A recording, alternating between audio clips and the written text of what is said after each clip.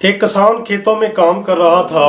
یہ ایک Scott land کا ایک کسان تھا کہ اچانک اس نے ایک بچے کے چیخنے کی آواز سنی۔ وہ اس آواز کی طرف لپکا تو وہاں دیکھا ایک بچہ دلدل میں پھنسا ہوا ہے۔ اس نے اس بچے کی جان بچائی، اس کو نکالا اور اس کو کہا کہ میرے گھر آؤ، تمہیں اچھے کپڑے پہننے کو صاف ستھرے دیتا ہوں۔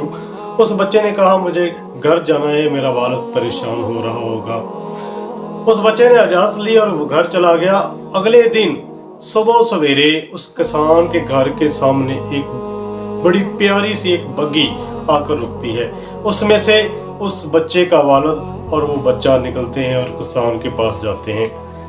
بچے کا والد کسان سے کہتا ہے کہ آپ نے کل میرے بچے کی جان بچائی ہے، آپ جو چاہو گے میں وہ آپ کو دینے کے لیے تیار ہوں۔ اس کسان نے کہا کہ مجھے کسی چیز کی ضرورت نہیں، اللہ کا شکر ہے میرے پاس سبھی کچھ ہے۔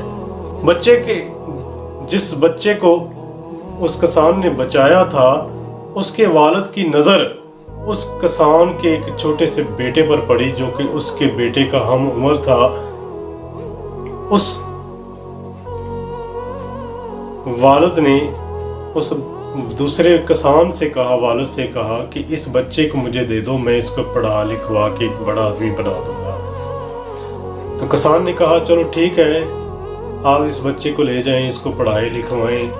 اس طرح وہ اس بچے کو لندن اپنے ساتھ لے گئے اور اس کو بھی اسی اسکول میں داخل کروا دیا جس میں اس کا اپنا بیٹا پڑھتا تھا۔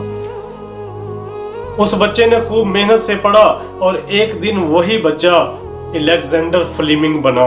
وہ الیگزینڈر فلیمنگ جس نے پینسلین ایجاد کی، وہ پینسلین جس نے لاکھوں کروڑوں لوگوں کی جان بچائی۔ دوسری جنگ عظیم میں وہی والد جس کے بچے کی جان بچانے کے صلے میں اس بچے کو ایک اچھے کالج میں پڑھوا کر ایک سائنسدان بنوا دیا اس نے، وہ کوئی عام بندہ نہیں تھا، وہ اس ملک کا، انگلینڈ کا، برطانیہ کا وزیر اعظم چرچل تھا۔ دوسری جنگ عظیم میں اس کا بیٹا زخمی ہوتا ہے، ہاسپٹل میں داخل ہوتا ہے، تو اس کے علاج کے لیے وہی پینسلین استعمال کی گئی جو الیگزینڈر فلیمنگ نے ایجاد کی تھی۔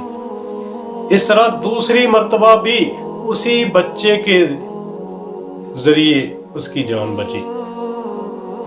یہ دیکھیں، وہ کہتے ہیں کہ نیکی کا بدلہ نیکی ہی ہوتا ہے، لیکن انسان کسی انسان سے نیکی کا بدلہ مانگنے کی غلطی نہ کرے۔ جس طرح اس کسان نے صلہ نہیں قبول کیا۔